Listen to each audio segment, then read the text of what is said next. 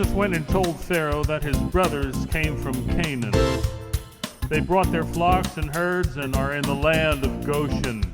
He took 5 men from his brothers, presented them to Pharaoh. Pharaoh said to his brothers, "What is your occupation?" They said, "Your servants are shepherds, both we and our fathers. We have come to dwell in the land. Famine is severe in Canaan. There is no pasture for our flocks and for our herds. Therefore, please let your servants dwell in the land of Goshen." Pharaoh spoke to Joseph, "Your father and brothers have come. The land of Egypt is before them. Let them dwell in Goshen. Have your people dwell in the best part of the land. They'll be over my livestock and be my chief herdsmen." Joseph brought his father and set him before Pharaoh. Jacob blessed Pharaoh and was asked, "How old are you?"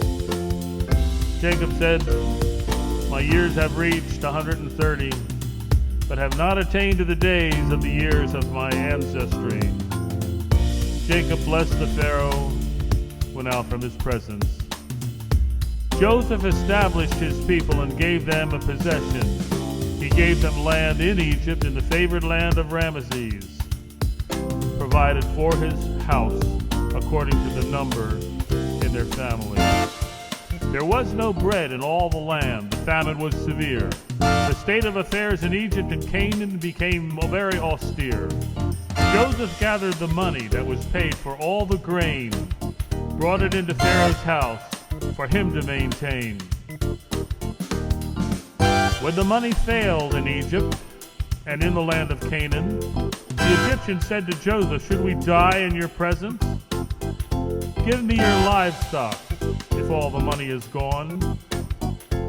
They brought their livestock to Joseph and prayed for bread thereon. When the year had ended, they came to the next year and said, "We'll not hide it from my lord. The money's gone and we need bread.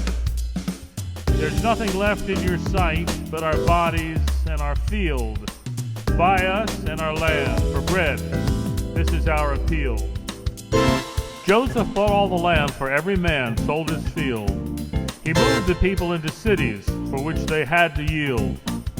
The land of the priests he did not buy, having rations allotted to them. Having bread given by Pharaoh, they didn't need to sell their lands. Joseph said to the people, "I bought you and your land this day. Look, here is seed for you, and you shall sow the land. It shall come to pass in the harvest that you'll give 1/5 to Pharaoh, 4/5 shall be yours, seed for your little ones and your household. You have saved our lives. We will be Pharaoh's servants." Joseph made it a law that day that all should be observant, that Pharaoh should receive 1/5 of the land's production, except for the land of the priests, according to Pharaoh's instruction. Israel dwelled in the land of Egypt, in the country of Goshen. They grew and multiplied exceedingly with very many possessions. Jacob lived in the land of Egypt another 17 years. So the length of Joseph's life was 147 years.